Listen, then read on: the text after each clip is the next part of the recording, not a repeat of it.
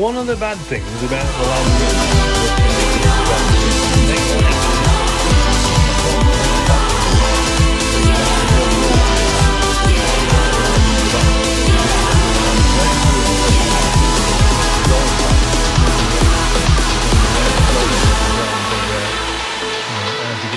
in the back so we can see what we're up to in the dark. Well, anyway, this chap here is a sort of a load restraining net, if that makes sense. It's a sort of a load guard, and you can see these little chaps at the top. They fit up in holes in the roof up here, and I might get the lights to show you because they're kind of fastened behind this little clippy chap here.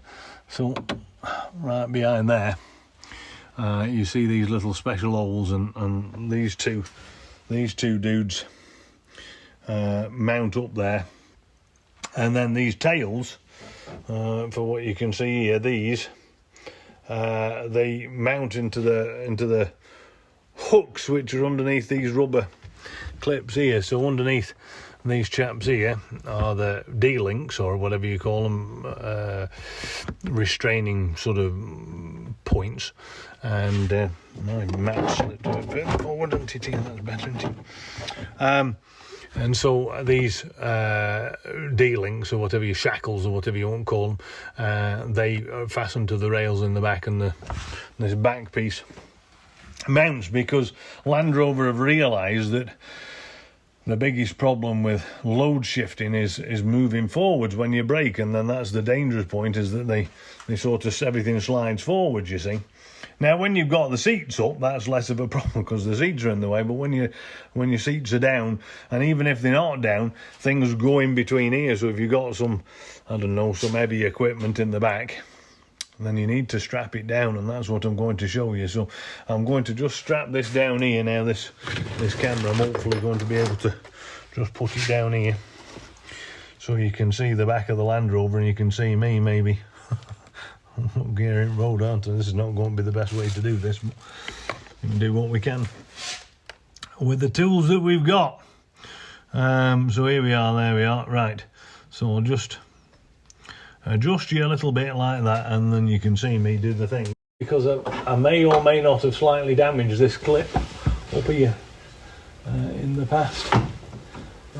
So this chap pops in like that, and this one goes up here like that, and then you fasten these, pick these shackles up,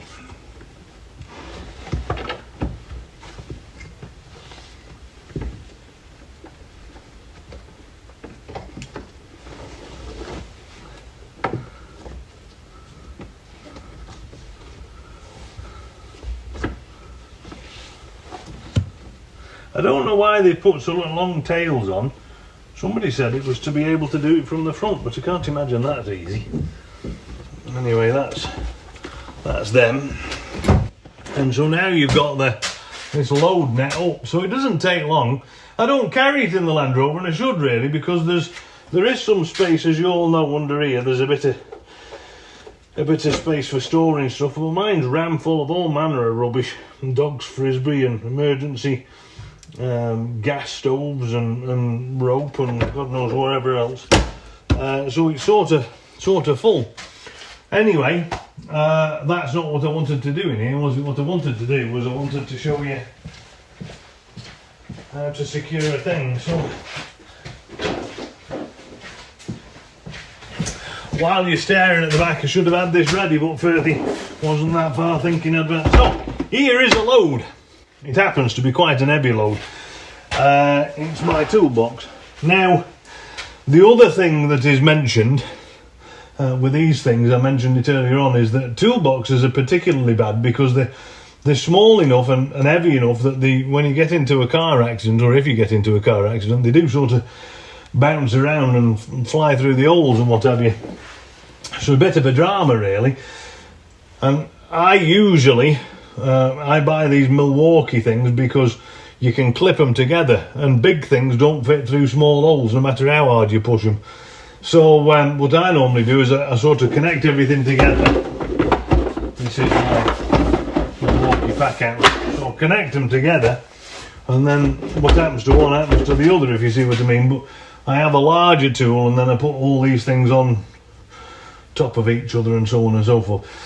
But for purposes of demonstration, I'm just going to use this as we are now. And imagine this was, I don't know, you can imagine it was whatever, this is a big thing.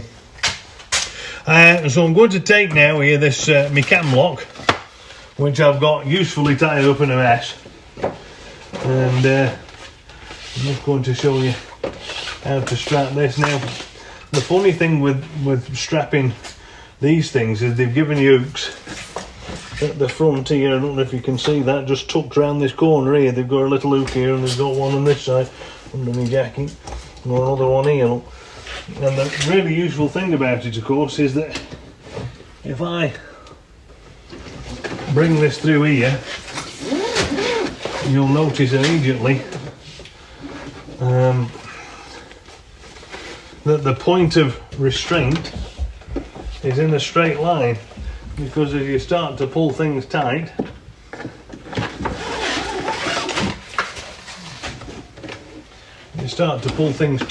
like this, you end up with stuff in a straight line,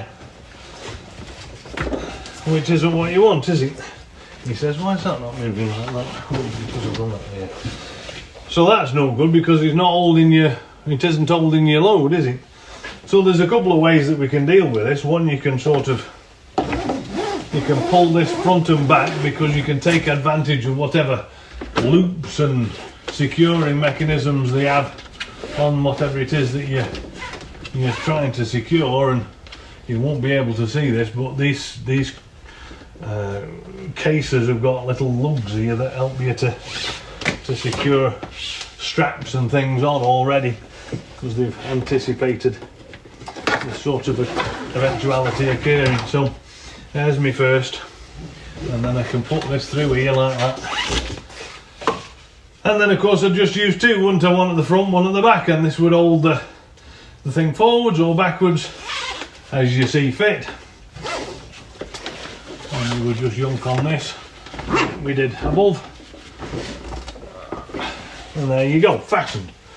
And if you had two at the front, then it wouldn't go anywhere, because it's, you know, it's strapped, it's holding the thing down.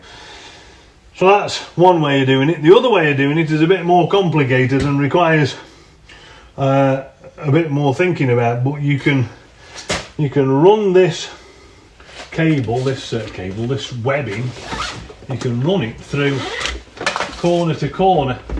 So instead of using this back corner here, you use this front corner, and I'm going to have to stand in front of the camera a minute while I just feed this through this loop.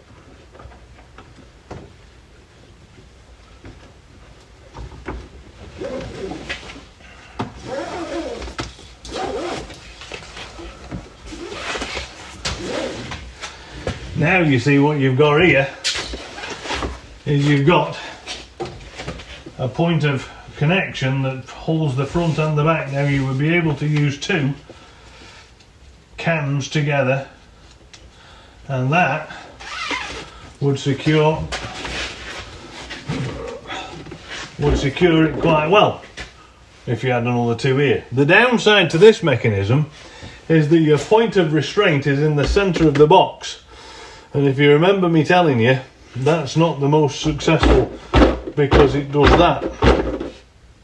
And what you need to do is pull the back and the front, if that makes sense, forwards, front forwards, if that makes sense. It's a much better load restraint mechanism. So I prefer to use two front and back, and then you're trying to pull, not only are you pulling the box down, but you're also pulling it back and frontwards. That stops it moving forwards. But there's nothing, of course, to stop you. And if you had a very heavy thing, and this is what I would recommend, if you had just imagine this is a very heavy thing, what I would do is I would wrap something around the front like this, and then feed this to the back, because as an ex-truck driver, I'm always worried about things shifting forwards for braking or accidents or that sort of thing. And so this kind of affair gives you the most sort of protection for load shifting forwards. And so if you add this in this sort of arrangement,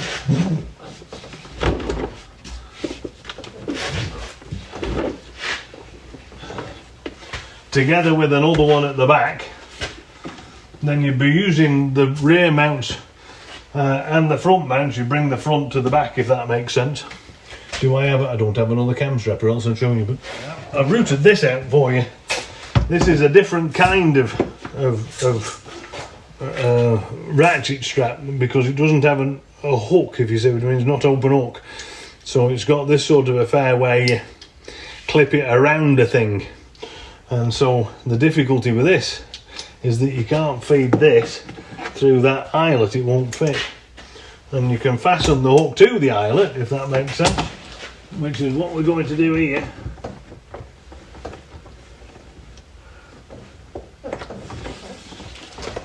And now you end up with this sort of an affair. We'll just shove that up there for a minute, and then we go around the back here with this one. And now I meet here on this side.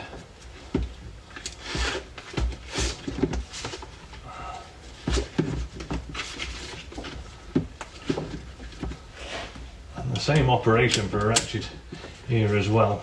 Remember, I've held this down to stop the slack from sliding out.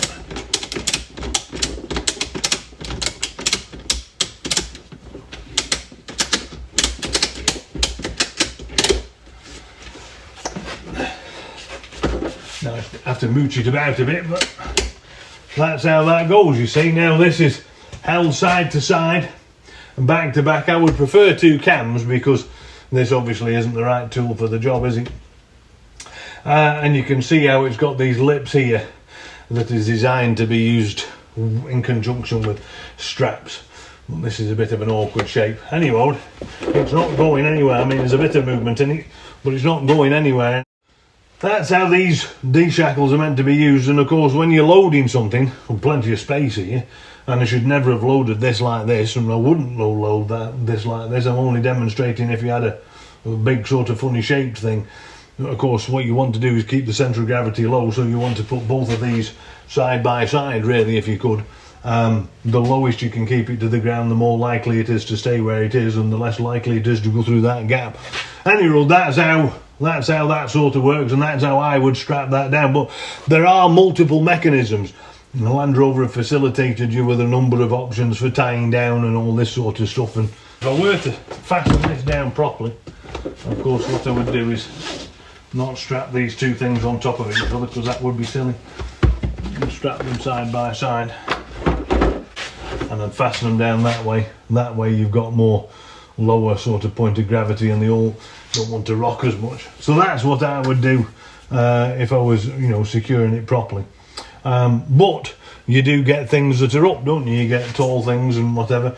And the thing with this Land Rover, you've got to remember, is that the shape of it's a bit unusual compared to the old Land Rovers and maybe even the LR3. So what you've got to do here is you've got to take advantage of the height on the inside when you're putting stuff in. So when I have my compressor that I put in there, I sort of fold it in and then wedge it up, which is marking the roof, but it is what it is. And then you can fit other stuff in. It's actually quite big, it's just in a funny shape. Anyway, that's me waffling on. Thank you very much again for listening. I hope I've been useful, and we'll see you next time for more of the same. Cheerio!